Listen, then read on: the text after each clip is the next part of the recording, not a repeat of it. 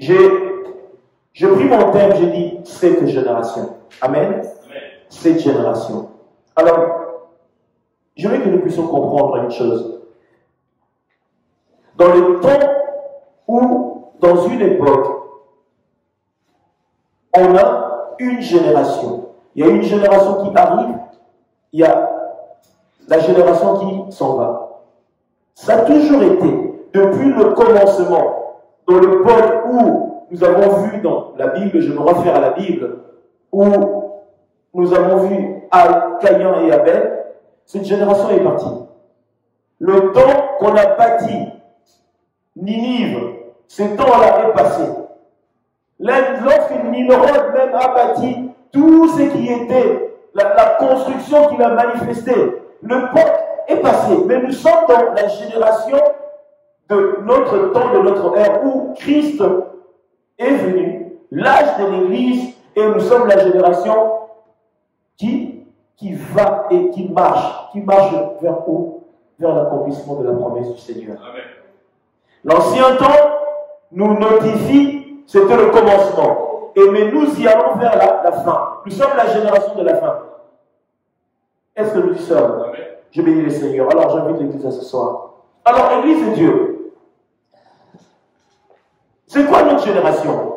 Nous sommes une génération où l'Église est apparue et Dieu a voulu réconcilier le monde avec lui-même. Est-ce que nous y sommes ou pas? Il a voulu réconcilier le monde avec lui-même.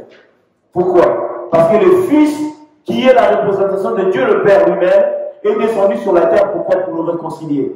Nous sommes une génération qui était sans maison, sans demeure. Nous sommes une génération qui était sans salut. Nous sommes une génération qui est en l'avant-garde de quoi? Mais il est appelé à recevoir le salut. Mais toutefois, nous regardons Caïn et Abel, nous regardons Adam et Ève, c'est des générations qui ont été sous quoi? Sous la malédiction. Toutefois, Abel a trouvé grâce auprès de Dieu parce qu'il avait semé une offrande qui était agréable aux yeux du Père. Mais cette malédiction a été quoi? A été écartée lorsque Christ est venu, nous avons reçu le salut. Amen. Et la génération que nous sommes là, c'est une génération qui, on dirait, la génération de l'accomplissement et la génération qui conclut toutes choses. Est-ce que vous y êtes ou pas? La conclusion, c'est nous. Quelqu'un me dira, mais pourquoi nous? Parce qu'il y a eu un commencement, il y a eu une fin. Toute chose, rien n'est éternel. Nous sommes dans un temps où on a commencé et il y a la fin qui est là. Et la fin se manifeste comment? Christ, qui est Jésus, notre Seigneur, notre Père et notre Dieu, a eu pendant l'époque, ses contemporains, ils ont compris à qui ils avaient affaire, certains et d'autres pas. Il était en train de notifier clairement que vous êtes une génération dont la parole sera donnée. Et la génération qui a reçu la parole, c'est une génération qui amènera le salut auprès des autres. Écoutez, la Bible dit que les apôtres étaient en train de faire des investigations. Ils étaient en train de consulter les Écritures. Ils étaient dans la profondeur des textes bibliques. Est-ce que nous y sommes ou pas? Et pendant leur exégèse, on leur a dit ceci, ce qui m'a plu. On leur a dit, ils ont dit, ce que vous êtes en train de faire comme recherche, ce n'est pas pour votre génération. Vous êtes les précurseurs. Afin de faire quoi? De leur préparer le chemin. Comme Jean-Baptiste l'a fait pour Jésus. Jean est venu, Jean a prêché, a montré la voie, le chemin pour Jésus. Et nous sommes bénéficiaires d'un salut qu'il y en a, ils ont payé le prix pour cela. Il y en a, ils ont fait des recherches, des investigations. Ils ont sondé les Écritures. Ils pensaient que c'était pour leur époque. Ils ont dit non, vous êtes le précurseur. Vous leur préparez les chemins. Et le chemin, là, ça arrive jusqu'à notre ère, notre génération. Dieu ne laisse pas un peuple avide, non. Lorsqu'il vient, il nous emmagasine. comme Dieu le fait lorsque le Seigneur appelle quelqu'un, il ne laisse pas être un serviteur vide. Non, il le arme. Il lui donne les dons qu'il faut afin d'amener la mission que le Seigneur attend de cette personne. Et j'ai dit cette génération. C'est comme si on pointe du doigt cette génération-là, la génération. C'est nous qu'on est en train de pointer du doigt. Comment? Pour non seulement accomplir une tâche, manifester une volonté et amener à bien ce que le Seigneur attend de chacun de nous. C'est ce qu'on appelle la mission. En accord avec quoi? Marc, chapitre 7, le verset 15. En accord avec Matthieu, chapitre 28. Et nous comprenons que Dieu dit quoi? Que nous sommes censés aller prêcher l'évangile. Cette génération-là, c'est la génération qui va aller proclamer l'évangile. Et ce qui me plaît, il dit dans cette génération, encore une fois, je prends la parole de Dieu dans Matthieu chapitre 1. Prenons encore notre première lecture, ok? Que le diable prépare le micro parce qu'il y a beaucoup de textes à lire et je pense que la lecture, on en sera plus dans la lecture aujourd'hui. Regardez, la Bible dit pour cette génération, il dit ceci, génération Matthieu chapitre 24. Il dit, Matthieu chapitre 24, le verset 14. Il dit pour cette génération, il a dit ceci, cette bonne nouvelle du royaume sera prêchée dans le monde entier, dans toute la génération, dans notre génération, cette parole sera prêchée dans le monde entier, dans notre génération. Et la Bible dit quoi? Après quoi? Pour servir de témoignage, bien sûr qu'ici, amen. Et après, alors quoi? Alors viendra la fin. Donc nous sommes la génération de l'avant-garde pour pouvoir accomplir quelque chose. La Bible a tout dit. Écoutez, si quelqu'un te dit, oh mais il n'y a rien, non, la Bible a tout notifié. Tout est dans la Bible. Si la législation du monde a copié la Bible, à combien de fois raison? Nous-mêmes qui avons la Bible. Ils ont copié la Bible. Les lois que nous voyons, l'INEA, c'est la Bible, c'est la Bible. Ils ont copié la Bible. Les lois bibliques ont été amenées. Une greffière, elle est là et tout, elle lit les textes et tout, mais le précurseur, le modèle de ce qu'ils sont en train de présenter, c'est dans la Bible. C'est la Bible qui fait tout, la Bible qui amène toutes choses. Alors nous comprenons, ils ont dit, cette bonne nouvelle sera prêchée à votre génération. Et après viendra la fin. Et nous sommes la génération qui a reçu, non pas pour garder, mais pour communiquer. Et mais cette génération aussi, c'est la génération qui est rentré beaucoup dans la distraction, qui est rentré beaucoup dans la démonologie. Pourquoi? Le diable est en train de combattre cette génération. Pourquoi? Pour qu'il n'accomplisse pas la mission et la tâche. Est-ce que vous comprenez ou pas? Ils ont dit quoi? Cette bonne nouvelle sera prêchée de la création. Mais qui est-ce qui prêchera ça? Mais c'est nous. Mais si le diable nous distrait, nous ne pourrions pas accomplir la mission. Et Satan le sait. La fin du monde se manifestera lorsque toute la création sera prêchée. Lorsque Dieu va notifier, bon, à Honolulu, ils ont reçu l'évangile. J'invite l'église à s'asseoir. Vers Miami, là-bas, ils ont reçu. Au fin fond de l'Afghanistan, l'évangile a été prêché. Lorsqu'il regardera à Biarritz, au fin fond de Biarritz, dans un village, ils ont reçu l'évangile. Lorsqu'on regardera de l'autre côté de la Chine, à Tchou, je sais pas quoi là, l'évangile est terminé. Dieu dira, on peut maintenant clôturer, la boucle est bouclée, et l'enlèvement se fera. Et je vous dis, ne pensez pas que l'enlèvement c'est dans 70 ans, ça sera une erreur. Ne disons pas c'est dans 70 ans, erreur. Nous sommes dans un temps où l'évangile est prêché pour clôturer les choses. Vous voyez, le texte biblique que la Bible nous dit, ceci, Jean chapitre 14, le Seigneur nous dit quoi? Il a dit, là où moi j'y serai, que vous y soyez aussi. Il y a plusieurs demeures dans la maison de mon Père. Et en disant cela, le Seigneur est en train de nous dire que je viendrai vous chercher. Et je viendrai vous chercher, et lorsque je prends le texte biblique, Apocalypse chapitre 22, il nous dit, je reviens bientôt. Mais moi je te dirai, il ne revient pas bientôt. Il revient maintenant. Nous ne sommes plus dans bientôt, c'est dans maintenant. Et dans le maintenant, on doit faire attention de ne pas être oisif, au fait. De ne pas nous distraire sur des choses ça et là. Ce serait une grosse erreur. Il y en a, ils ont commencé bien avec le Seigneur, mais ils se sont fourvoyés. Ils ont commencé bien avec le Seigneur. L'amour du monde les a pris. Ils sont absorbés. Heureux. Pourquoi? Parce que le diable le fait ainsi. Alléluia. Je prends une lecture que nous allons prendre. Matthieu chapitre 11.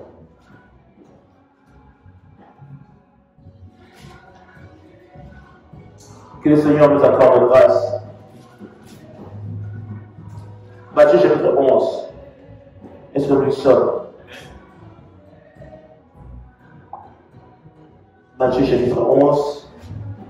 Pardonnez-moi, j'arrive. Je suis dans Zacharie. Matthieu 11. Matthieu chapitre 11. Voilà, je suis. Nous allons commencer à partir de 16. Matthieu 11, 16. Nous sommes l'Église de Dieu. Je prends le texte, je vais lire avec vous. Écoutez, la Bible dit ceci.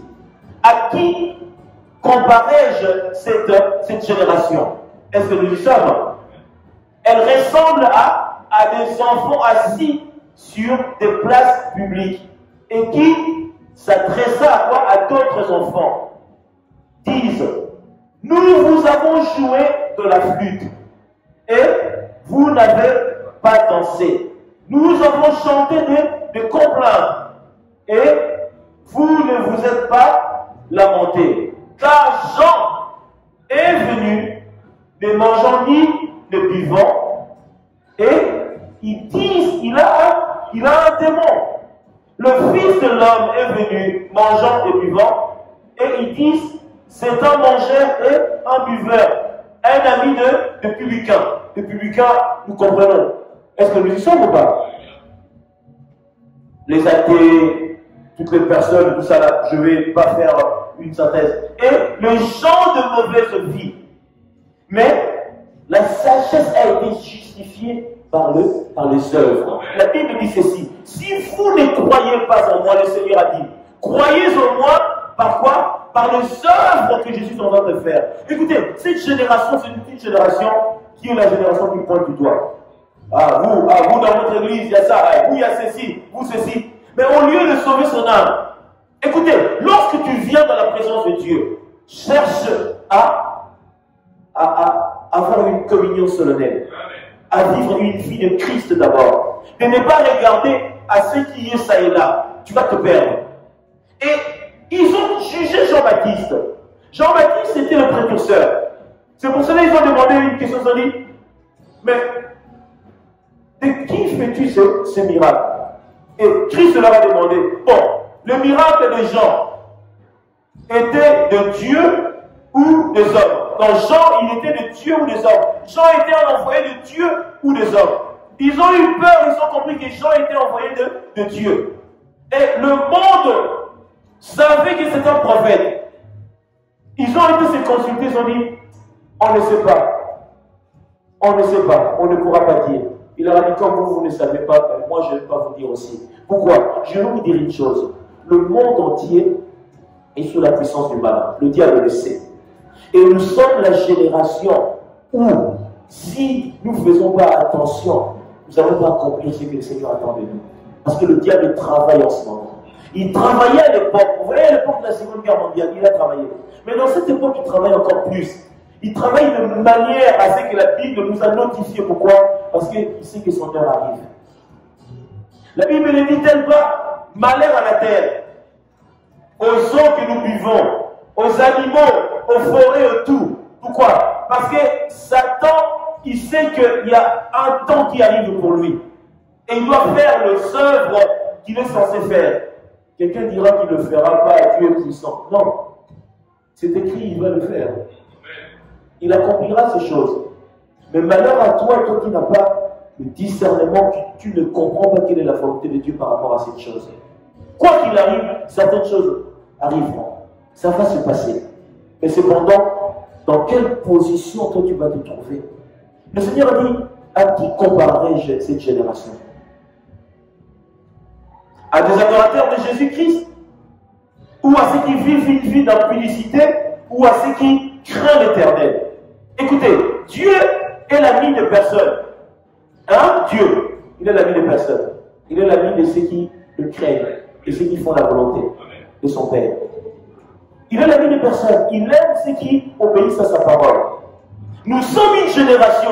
C'est comme une blague. Quand on parle, les gens pensent que c'est une blague. Même ceux qui sont aux enfants de Montargis là-bas, quand tu vois une église, croyez que cette église a été vainement façonnée? Non. Parce que ces gens-là avaient su qu'il y a l'existence d'un Dieu. Mais si tu vas dans ces églises-là, c'est vide. L'église Saint-Jean de Compostelle de Marie de Madeleine, tu rentres à l'intérieur, c'est vide. Il y a 2-3 pèlerins, le prêtre est en train de faire la messe, il n'y a personne. Mais à l'époque, ils avaient su un Dieu. Vous savez que la France, c'est une nation chrétienne. C'est une nation qui a marché avec Jésus. Il y a eu de grands serviteurs de Dieu dans ce pays qui ont fait bouger le monde. Aujourd'hui, où est-ce que nous en sommes? Lorsque vous vous présentez Dieu dans cette génération, nous sommes une autre génération. Nous sommes la génération quoi? Nous sommes la génération de la naissance par procréation, assistée d'ailleurs aussi. Nous sommes la génération portable, déjà oui, génération portable, ordinateur, internet. Nous sommes la génération qui vit la vie que Satan nous présente. On vit cela. Mais c'est que Dieu présente, il n'y a personne. C'est ça la génération. Et cette génération, la Bible, lorsque nous verrons dans les textes, vous allez comprendre que le Seigneur a pointé du doigt à cette génération pour dire que, attention, il y a une attention qui a été notifiée. Ah, Seigneur Jésus. Matthieu chapitre 12. Est-ce que nous sommes ou pas? Matthieu chapitre 12. Je vais avancer progressivement. Je suis dans 11, nous sommes juste à proximité. Matthieu chapitre 12, à partir de 41, je veux que nous lisons la parole de Dieu. Écoutez, non, je commence à partir de 31. Nous dit ça. Écoutez, la Bible dit, alors quelques-uns des scribes et de pharisiens prirent la parole et dirent, Maître, nous voudrions te voir faire un miracle. C'est bon, quelqu'un est là ou pas? Nous voudrions te voir faire un... Comme je suis là. Oh, tiens, Jean-Pierre, fais-nous un miracle, s'il te plaît. Oh. Ils ont demandé. Mais pourquoi vous me demandez de vous faire un miracle? Est-ce que vous y êtes ou pas? Et ils ont, les scribes et les pharisiens, ils ont demandé au Seigneur cela. Et il a répondu ceci. Une génération comment? Méchante et adultère. Demande un miracle.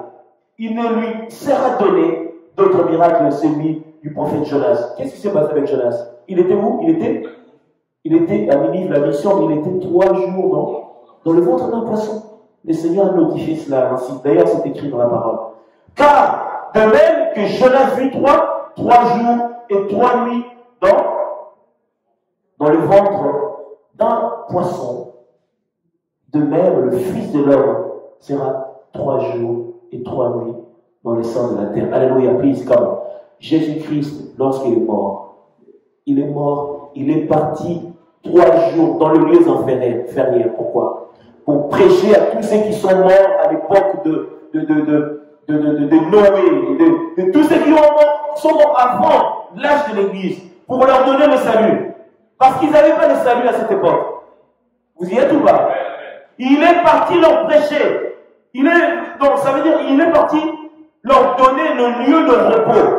Autrement dit, ils n'avaient pas la paix. Il est parti leur donner cela parce que lui-même il est le prince de paix.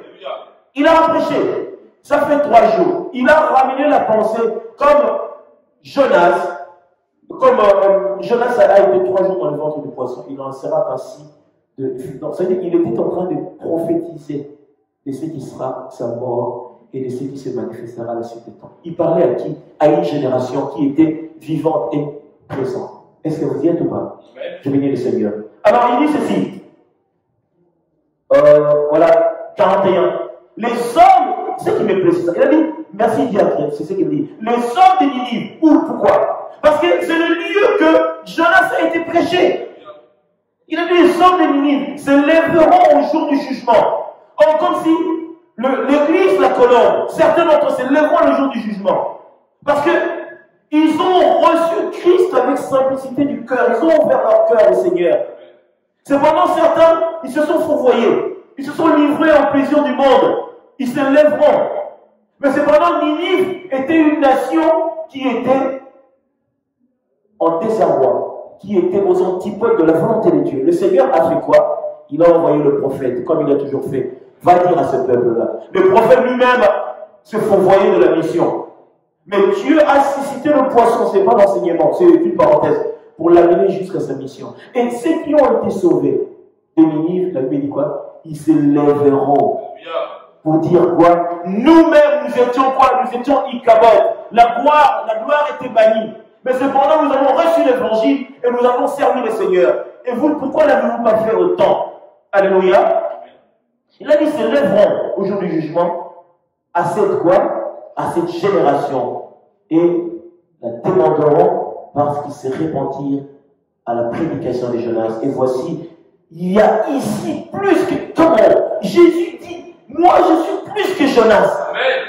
Moi je suis peuple de Dieu. Nous sommes dans un temps où, si nous comprenons le temps, il te sera difficile de rater le ciel. Vous voyez ces prédications-là, ce sont des messages qu'un enfant de Dieu doit garder ça dans son magasin. Il doit le garder, le conserver. Ça veut dire que si Ninive, par la prédication d'un roi qui a été limite forcé à mener à la mission, ils ont reçu le salut. Ils se lèveront contre notre génération aussi. Ils se lèveront. Nous, nous étions fourvoyés. Mais lorsque nous avons envoyé quelqu'un, nous avons obéi. Nous avons fait la volonté de Dieu. Mais vous, cependant, dans notre temps, il y a combien de prédicateurs? Combien de messagers? Même de vrais ou de faux. Il y en a une multitude. Mais est-ce que les gens se repentissent? Non. Pourquoi? Le cœur est endurci. Ils ont endurci leur cœur. Parce qu'ils n'ont pas voulu, parce que le Dieu de ce siècle l'a voulu ainsi. Ça rend triste. Ça rend triste de voir que quand tu regardes quelqu'un, ce n'est pas pour apporter un jugement, mais tu vois que celui-ci ou celle-là, dans cette vie-là, va aller en enfer si elle finit sa vie. Mais si tu lui dis ça, elle sera le premier à se lever contre toi. Mais lorsque Jonas arrive à Ninive, il a fait la mission, Dieu a changé la pensée. Lui-même, il était encore médisant par rapport au peuple de Ninive. Il a dit, oh, je savais que tu es plein d'amour, tu n'allais rien faire et tout. Donc, vous voyez, c'est-à-dire que quand on prêche aux gens, s'ils se laissent convaincre, le salut est à leur portée. Sinon, ça sera très compliqué. Est-ce que vous y êtes ou pas? Que Dieu soit glorifié. Alors, ce qui me plaît encore, écoutez, il a dit, voici, il y a ici plus que Jonas. Il a dit, la reine de Midi, la reine de Saba, elle se lèvera au jour du jugement avec cette génération et la condamnera. Parce qu'elle vint des extrémités. Vous savez qu'elle venait carrément limite au centre de l'Afrique et tout. Vous voyez le trajet. Elle venait de loin. De très loin. Pour écouter quoi? La sagesse d'un certain roi Salomon. Oh Jésus. La Bible dit, elle vint des extrémités de la terre pour entendre la sagesse de Salomon. Et voici ici, il y a plus que Salomon. Christ était en train de présenter le salut à des personnes qui ne comprenaient pas. Tu sais, aujourd'hui, tu peux dire à quelqu'un, Jésus t'aime. Il m'aime, mais pas alors. Non, il t'aime parce qu'il veut pénétrer ton âme afin d'y demeurer et de faire de toi un homme sauvé. C'est aussi simple que ça. Son amour, ça se résume à ça. Le Seigneur veut que nous puissions lui laisser la place. Mais pourquoi le Seigneur n'a pas la place? Parce que la Bible dit, en accord avec la parole de Dieu, dans la béatitude, dans Matthieu chapitre 5, il a dit, heureux le pauvre en esprit. Mais si tu n'es pas pauvre en esprit, comment le Seigneur il pénétrera ton âme? Parce que tu n'es pas pauvre. Quelqu'un qui est dans la sorcellerie, il n'est pas pauvre en esprit. Il a une richesse, mais une richesse démoniaque maintenant. Parce qu'il a la connaissance du monde spirituel, il voyage et tout. C'est que Dieu est interdit. Il n'est pas pauvre. Celui qui est dans une pauvreté, c'est celui qui est comme un enfant novice. Il est censé apprendre. On lui apprend. Quelqu'un qui vient à Christ avec une pensée à magasiner, il lui sera très difficile de marcher avec le Seigneur. Il a déjà acquis sa connaissance. Pour lui octroyer une connaissance, ce sera très difficile. Il va aussi s'opposer. Oh, moi aussi, nous aussi, moi aussi, avec le Seigneur, on va venir comme un enfant. Moi aussi, j'étais comme un enfant. À un moment, auprès de 7 ans, moi aussi, je me fais comme un enfant. Pourquoi? Pour apprendre. Paul lui-même, il est venu dans des endroits où il s'est fait comme un tout petit, mais il était grand. Pourquoi? Pour gagner ce qui était censé gagner.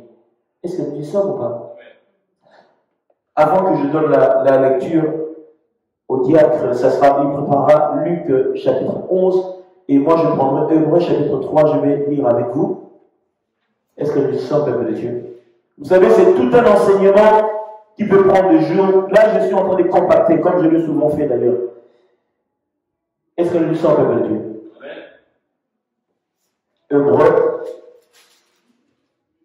Hébreux chapitre 3. Nous y sommes.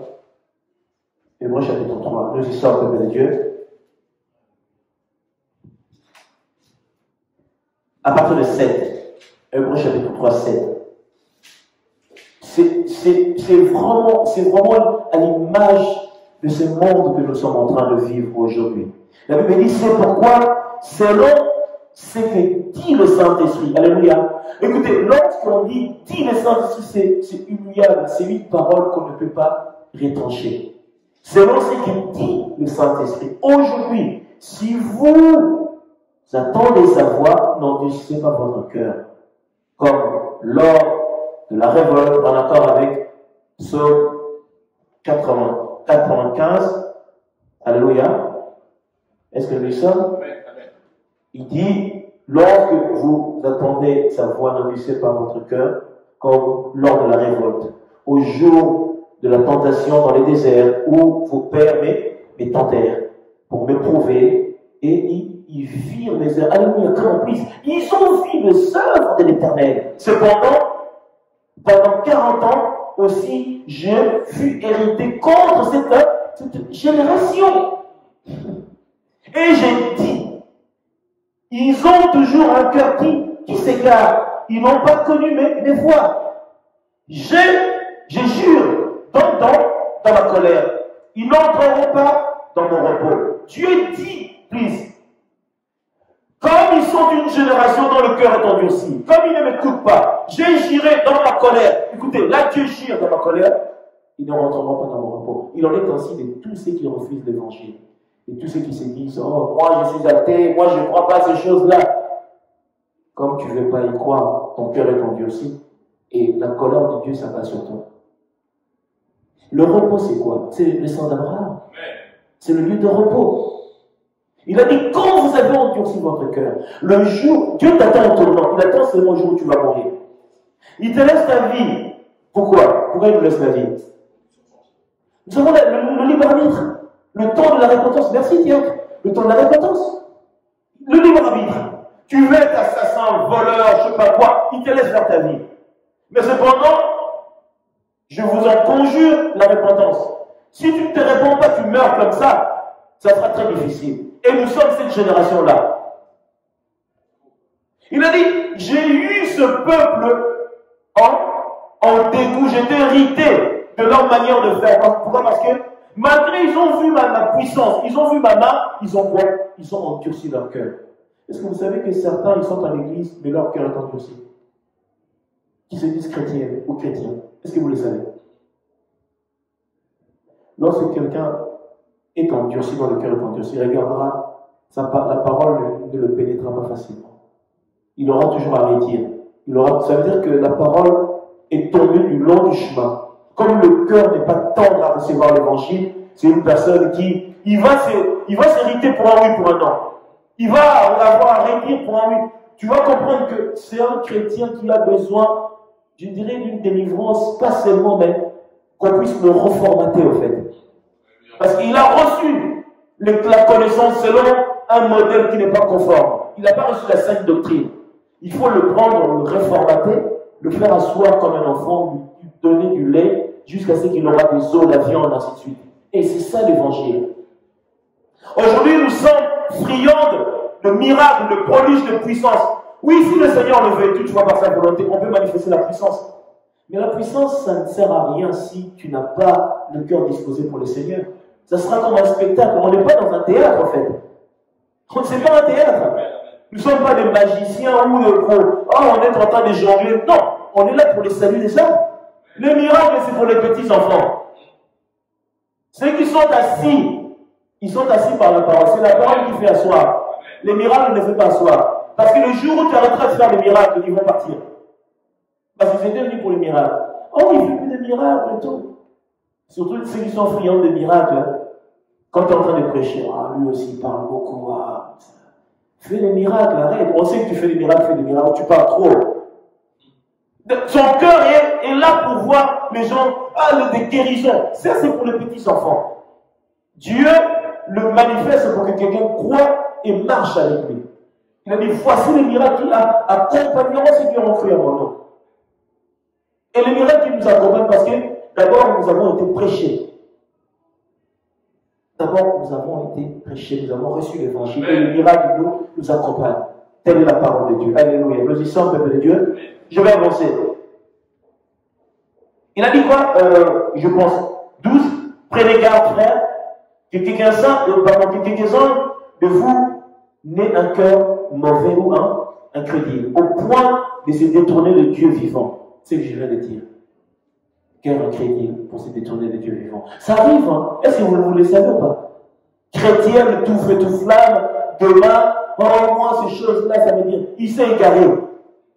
Un chrétien, c'est pour cela, il faut être assis dans le lieu où tu es bien encadré. Parce que le diable est rusé. Il peut t'écarter. Du jour au lendemain, le diable t'écarte. Il t'écarte. Ce n'est pas que tu le veux, mais il t'écarte par quoi? Par la convoitise, par les choses du monde t'écarter. C'est arrivé, ça s'est produit, ça se produira encore. Il a dit quoi? Que votre cœur ne se trouble point. Pourquoi le cœur ne se trouble point? Le cœur est troublé, pourquoi? Parce que lorsque tu es assis entre deux mondes, l'autre est là pour te troubler, l'autre veut apaiser ton cœur. Pour que ton cœur, le cœur qui est troublé, c'est le cœur qui est sous le joug du monde et sous la puissance du malin. Est-ce que nous sommes? Je vais avancer, peuple de Dieu. Où est-ce que je suis arrivé là? Vivant, ouais, 13. Mais exhortez-vous les uns les autres chaque jour. Pourquoi exhorter les uns les autres chaque jour? Parce que la parole commune, c'est pour cela dans la famille, il est préférable des fois, tu fais asseoir les enfants, un texte biblique, tu partages. Très important. L'exhortation commune, ça fait asseoir une famille. Et les enfants sont pas ça et là, dans des BD, dans des choses, dans des dessins animés qui n'apportent rien, mais ils sont apaisantis sur la parole. Très important. Et écoutez, tout ce que le Seigneur a dit, il ne l'a pas dit enfin, il a dit ça dans une connaissance. Pourquoi? Pour que son peuple demeure quoi? Demeure dans la foi. Alléluia. Amen. Aussi longtemps qu'on peut dire aujourd'hui, afin qu'aucun de vous ne s'endurcisse par la séduction du péché. Alléluia. Car nous sommes devenus participants de Christ, pourvu que nous retenions fermement jusqu'à la fin l'assurance que nous avions au commencement, pendant qu'il est dit aujourd'hui, si vous attendez sa voix, n'endurcissez pas vos cœurs, comme lors de la révolte. C'est revenu encore. Alléluia. Et la Bible dit qu'ils furent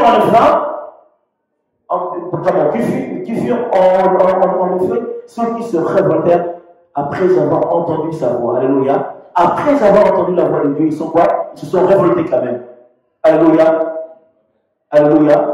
Nous avons entendu sa voix, mais nous sommes révoltés. Sinon tout, ceux qui étaient sortis d'Égypte sous la conduite de Moïse, et contre qui Dieu fut-il hérité pendant 40 ans, peuple de Dieu, pendant 40 ans. Sinon contre ceux qui péchèrent et dont le cadavre tombèrent dans le désert.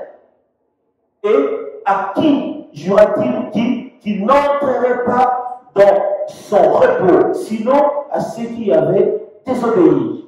Aussi voyons-nous qui ne purent y entrer à cause de leur incrédulité. Peuple de Dieu, l'incrédulité, tu vois un peuple incrédule, il écoute, mais il est quand même incrédule. Il reçoit. C'est pour cela que lorsque je reçois l'évangile, je fais quoi?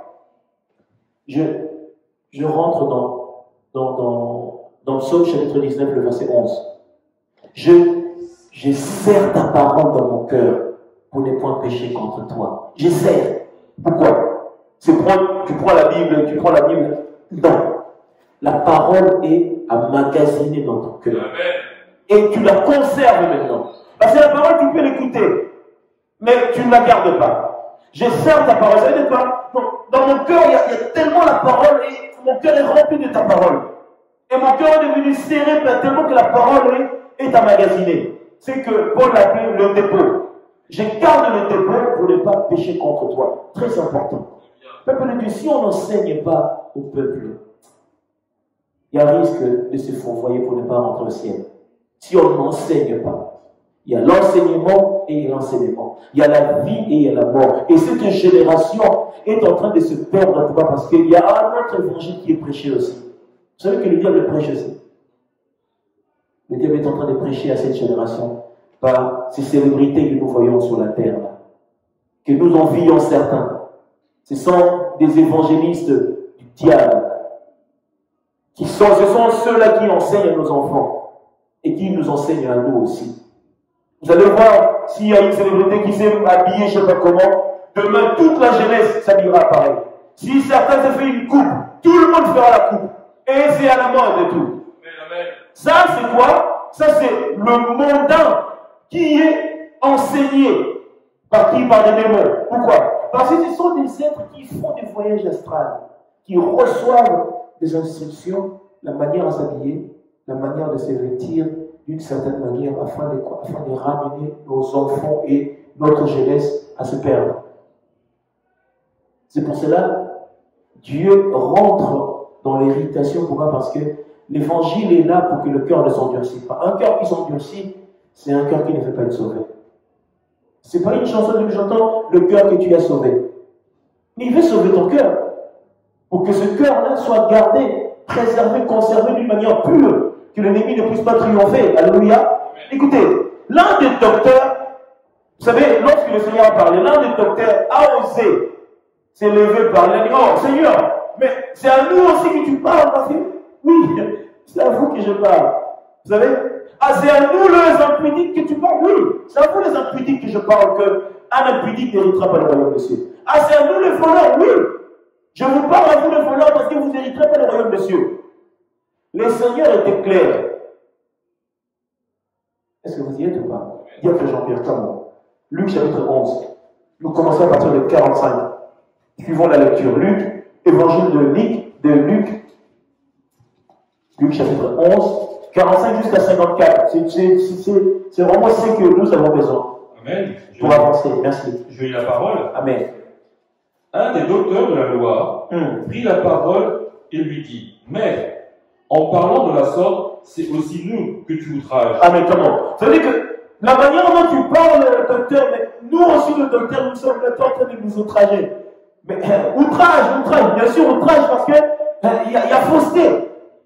Quand il y a fausseté, même le greffier, à un moment, il faut qu'il tape, en fait, il y a outrage à la cour. Mais là, le Seigneur est en train de parler de ce qui était leur vie, de leur être. C'est-à-dire quoi? On doit avoir un arrêté, forcément. Parce que quand on te dit, regarde ta vie, il doit avoir un arrêté. Mais s'il n'y a pas un arrêté, alors à quoi ça servirait? Et le Seigneur est en train de parler. Bien que merci. Nous reprenons. Et Jésus répondit, Malheur à vous aussi, docteurs de la loi, parce que vous chargez les hommes de fardeaux difficiles à porter et que vous ne touchez pas vous-même l'un de vos doigts. Malheur à vous, parce que vous bâtissez les tombeaux des prophètes que vos pères ont tués. Vous rendez donc témoignage aux œuvres de vos pères et vous les approuvez, car eux, ils ont tué les prophètes et vous bâtissez leurs tombeaux. C'est pourquoi la sagesse de Dieu a dit, je leur enverrai des prophètes et des apôtres, ils tueront les uns et ils persécuteront les autres, afin qu'il soit demandé compte à cette génération du sang de tous les prophètes qui a été répandu. Comment? À cette génération du sang. Donc, écoutez, Dieu a envoyé le prophète, mais tellement que le prophète, vous savez, quand on vient te dire, toi t'es un voleur, t'es un assassine, arrête et tout. Certains, par la colère, ils peuvent te traîner quelque part, comme ils ont fait avec Étienne. Diacre Étienne, qu'est-ce qu'ils ont fait? Ils disaient tellement de choses, ça commençait à se gratter les démangeaisons, ils l'ont pris, ils ont été le lapider. Et c'est ainsi qu'ils ont fait. Le sang des prophètes a coulé. C'est pour cela que le Seigneur a dit, malheur à vous Israël, parce que tous les prophètes que je vous ai envoyés, vous avez quoi? vous les avez tués. Alléluia. Nous y sommes. Nous reprenons le texte. Dieu, si tu peux reprendre un petit peu dessus. Oui. Afin qu'il soit demandé compte à cette génération du sang, de tous les prophètes qui a été répandu depuis la création du monde. Depuis le sang d'Abel jusqu'au sang de Zacharie, tué entre l'autel et le temple. Oui, je vous le dis, il en sera demandé compte à cette génération. Alléluia, please, comment? Il en sera demandé compte à cette génération. C'est pour ça, j'ai dit une époque, chaque génération. Il y a une génération qui vient et il y a une génération qui passe. Et celle qui vient de passer, et nous sommes quoi? Nous ne sommes pas les précurseurs. Il y en a qui nous ont précédés, mais nous sommes la génération qui rentrera dans la conclusion et qui sera aussi dans le jugement en même temps. Parce que n'avez-vous pas vu, n'avez-vous pas lu, n'avez-vous pas ceci? Ça c'est nous, ça nous concerne nous. Et la Bible dit clairement que depuis le sang qui a été répandu d'Abel, et dans notre temps, dans notre ère, et il a dit, je demanderai compte à cette génération de répondre de leurs actes. Quand Dieu dit que je demanderai compte à cette génération, ça veut dire quoi? L'autre génération, où l'âge de l'Église a été octroyé, sera encore plus jugé. Pourquoi? Parce que nous avons vu l'Évangile. Ceux qui attendaient de voir le Seigneur, les prophètes d'autrefois n'ont pas vu, mais nous, on a vu Christ. Comment? On l'a vu par quoi? Par la parole. Amen. Il a dit, il a habité au milieu de nous, plein de vie. La parole de Dieu s'est faite chair pour nous. Nous avons vu Jésus. Quelqu'un me dira, mais nous on l'a pas dit, mais moi j'ai vu Jésus. Pourquoi pas toi? Moi j'ai vu Jésus, Jésus est là. Là c'est Jésus. Il a me dira, montre-moi Jésus, mais je te montrerai Jésus par les Écritures. Il a dit, croyez en moi, parce que les œuvres en témoignent de ma personne. Nous attendons le Messie. Mais quel Messie attends-tu encore? Mais je suis là, moi, le Messie. Si tu crois pas, crois-moi à cause des œuvres que je suis en train de faire. Bien que merci, comment? Malheur à vous, docteurs de la loi, parce que vous avez enlevé la clé de la science, vous n'êtes pas entrés vous-même, et vous avez empêché d'entrer ceux qui le voulaient. C'est là le drame même. Ça veut dire quoi? Ceux qui ne veulent pas y aller au ciel, ceux qui ne veulent pas, de l'évangile, ils ont baptisé avec le monde des ténèbres. Ils se donnent un protocole de pasteurs, de prophètes, des évangélistes, je ne sais pas quoi, je ne vais pas les nominer tous, mais ils ont pour rôle et mission de ramener une multitude dans l'enfer. Ça veut dire quoi? Ils ne veulent pas y rentrer, mais ils empêchent les autres d'y rentrer.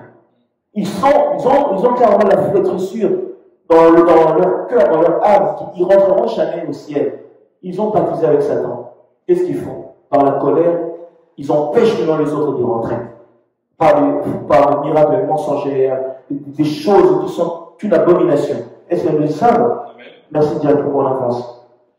Quand il fut sorti de là, les scribes et les pharisiens commencèrent à le presser violemment et à le faire parler sur beaucoup de choses.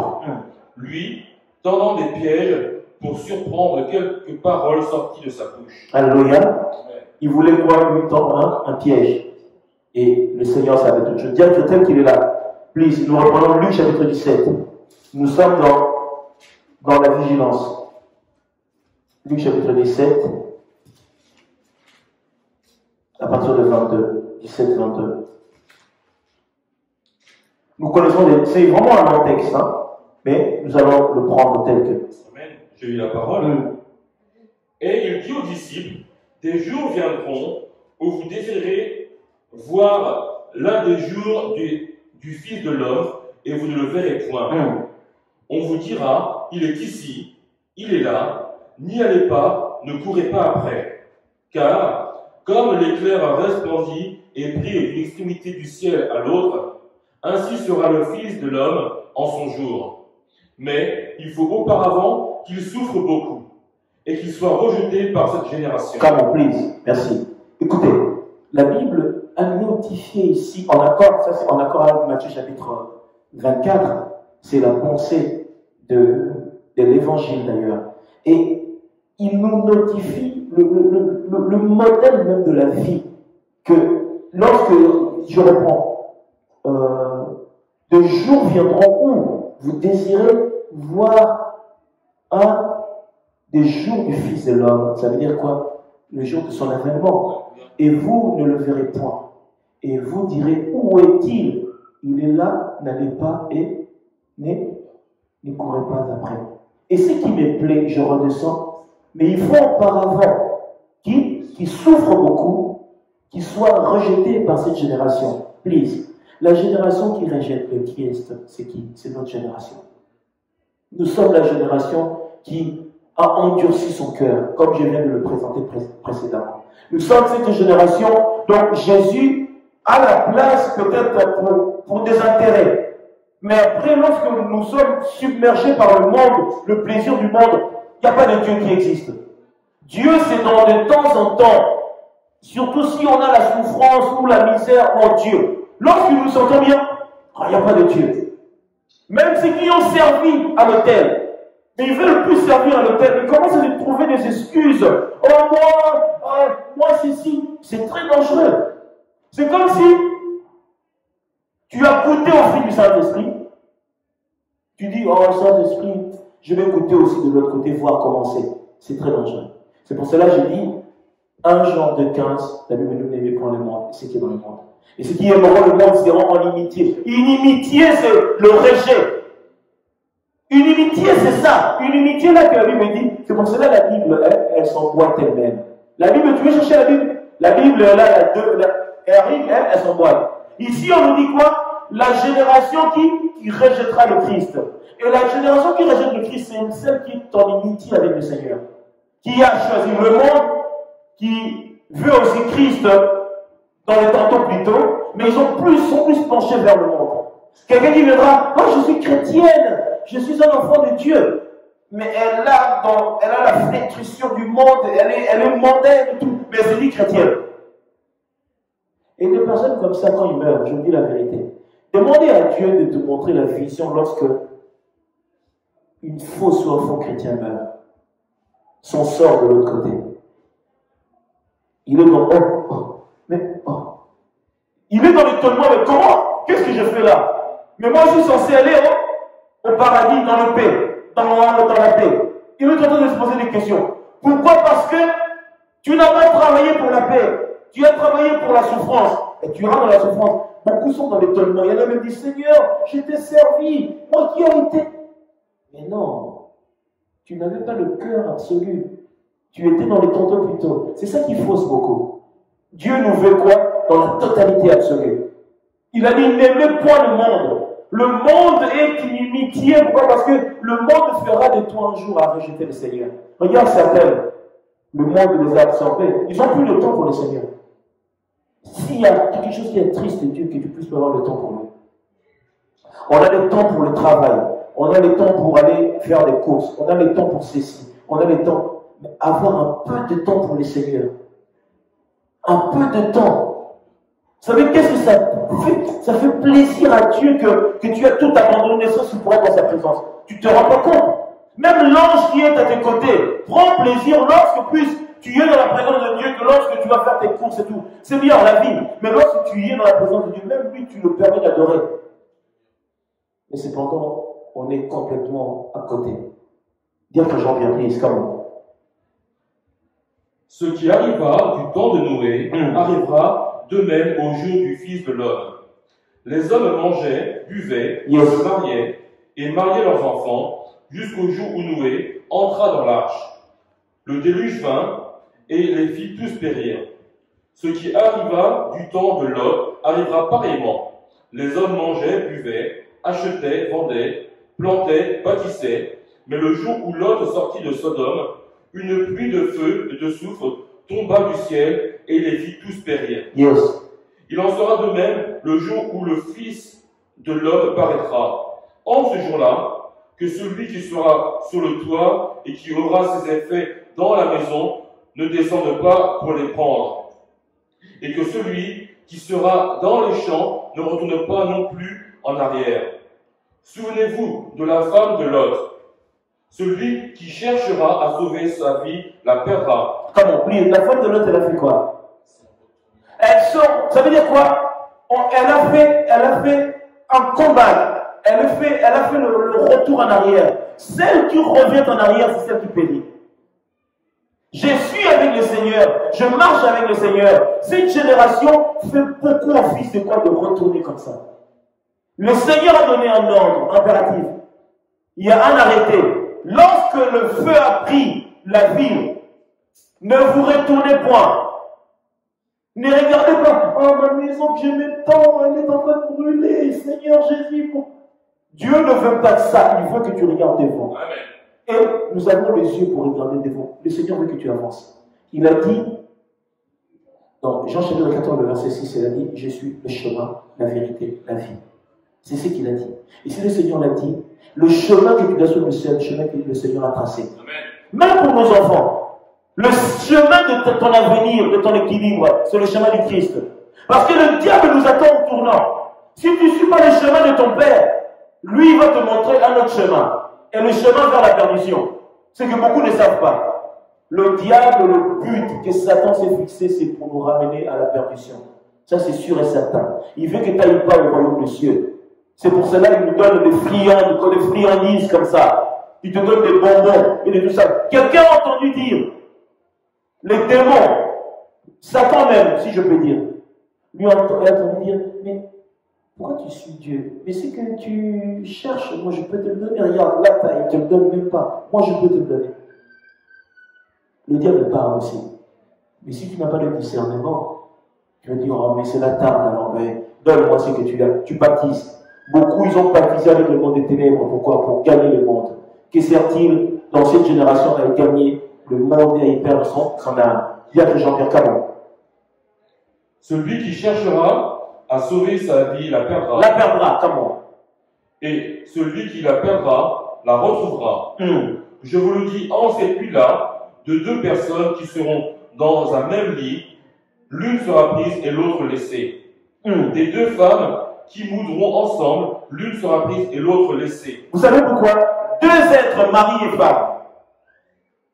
Donc, ça veut dire le jour du salut, si vous avez tant commun accord dans la vérité avec le Seigneur, vous allez vous enlever carrément. Mais il y a de ceux qui sont mariés, le mari chrétien à fond la caisse, la femme, elle est dans les tantôt plutôt, elle veut se pomponner, ah, je vais être mignonne et tout. Dans le côté mignonne là, tu seras surpris. Ça veut dire quoi? Le salut de l'homme ne sauvera pas la femme. C'est pour ça qu'on dit le salut est individuel. C'est-à-dire que vous deux, vous êtes dans l'unisson, servant Dieu, ces jours-là, vous allez prendre votre envol en même temps. Vous comprenez? La Bible a tout notifié. Deux êtres dans le lit, mais l'un a été pris, l'autre n'a pas été pris. Est-ce que vous comprenez? Très important. Dire que Jean-Pierre Camon. De deux hommes qui seront dans un champ, l'un sera pris et l'autre laissé. Yes. Les disciples lui dirent, où sera ce Seigneur? Et il répondit, où sera le corps? Là s'assembleront les aigles. Alléluia. Les aigles qui sont les aigles, c'est nous les aigles. Les aiglons, l'aigle royal, c'est Dieu lui-même. Nous sommes les aiglons qui marchons pas tâtonnant, mais nous marchons pour accomplir la volonté du Père. C'est que le Père attend de chacun de nous. Est-ce que nous le savons ou pas? Alors, dire que je pense que nous avons conclu. Je prends, là nous venons prendre Luc chapitre 17. C'est ça? Je prends Luc 21. Luc 21, voilà.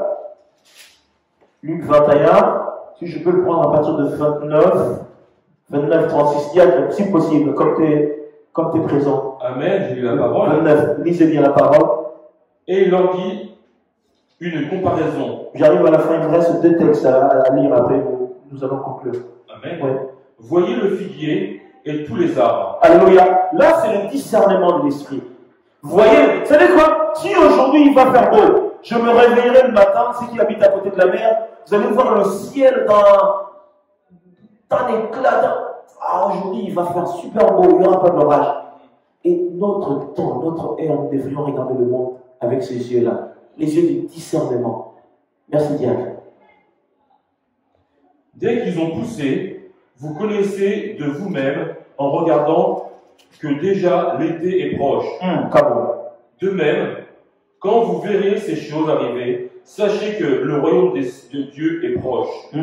Je vous le dis en vérité, cette génération ne passera point. Comment? Cette génération, écoutez, La génération là, c'est nous, c'est nous.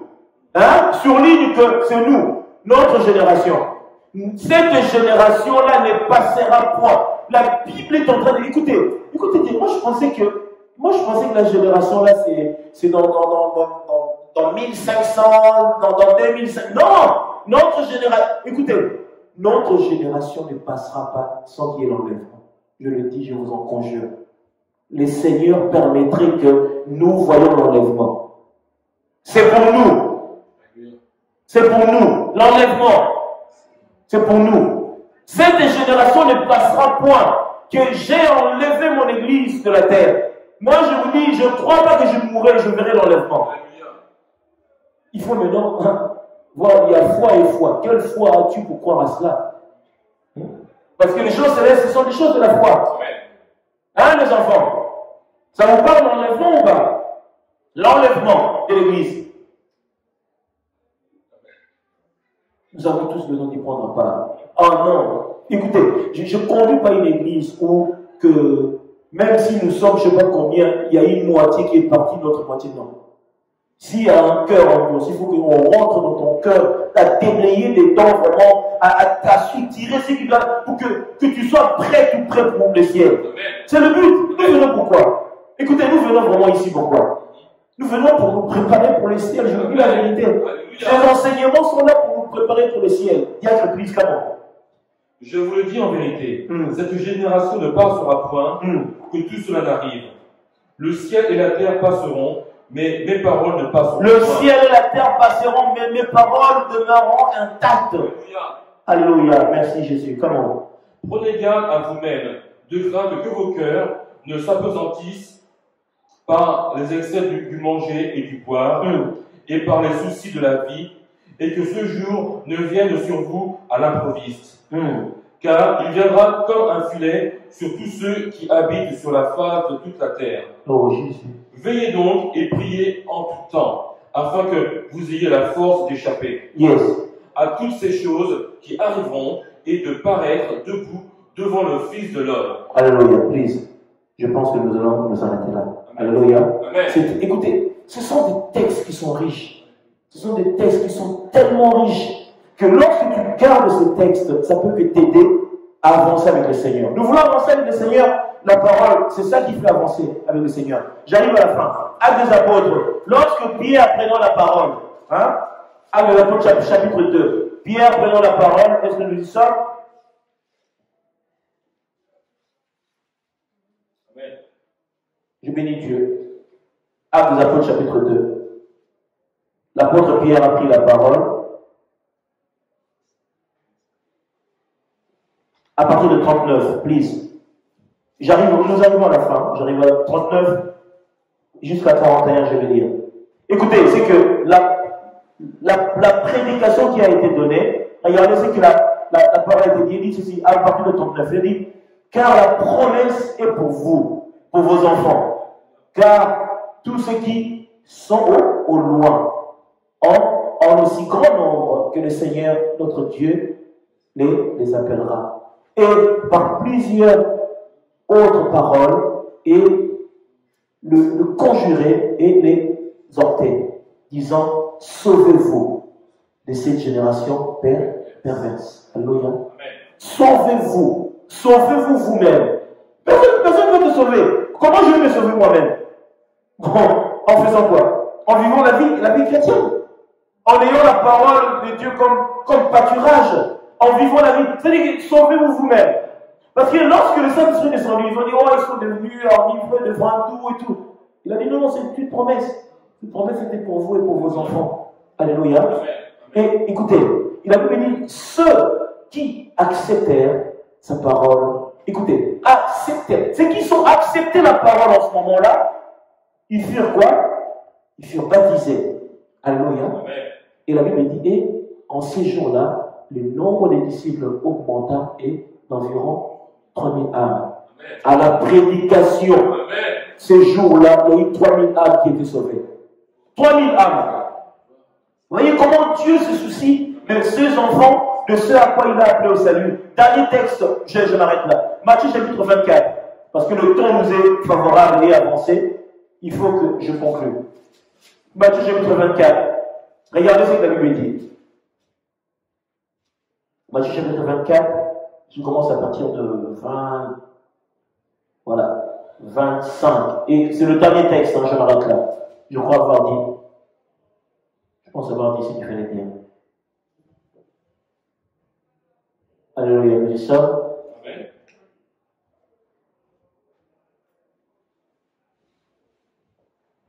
Alléluia. Matthieu chapitre 24, voilà. Je commence à partir de 25, voilà. La Bible dit ceci. Voici, je vous l'ai annoncé d'avance, si donc on vous dit, voici il est dans le désert, n'y allez pas. Voici il est dans les chambres, ne les croyez pas. Car comme l'éclair part de l'Orient et se montre jusqu'en Occident, ainsi sera l'avènement du Fils de l'homme. En quelques lieux, quels que soient les cadavres, et se rempliront le vautour. Écoutez, là où il y a des cadavres, nous voyons toujours des vautours. Nous savons c'est quoi les vautours, non? Ce sont des charognards qui mangent là où il y a des cadavres. Dans une église, lorsqu'il y a des cadavres, il y a aussi des vautours. Des vautours. Pour ça, il y a église et église. Il faut faire attention. Est-ce que nous sommes?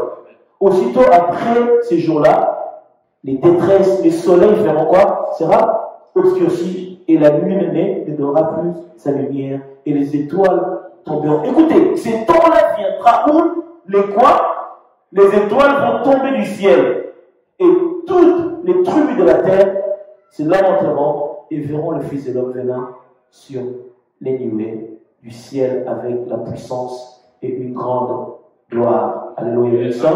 Et il enverra ses anges avec la trompette retentissante et ils rassembleront ses élus des quatre vents, d'une extrémité des cieux à l'autre. Instruisez-vous par une connaissance tirée du figuier. Dès que ses branches deviennent tendres et que le feuille pousse, vous savez que l'été est proche. De même, quand vous verrez toutes ces choses, sachez que le Fils de l'homme est proche à la porte.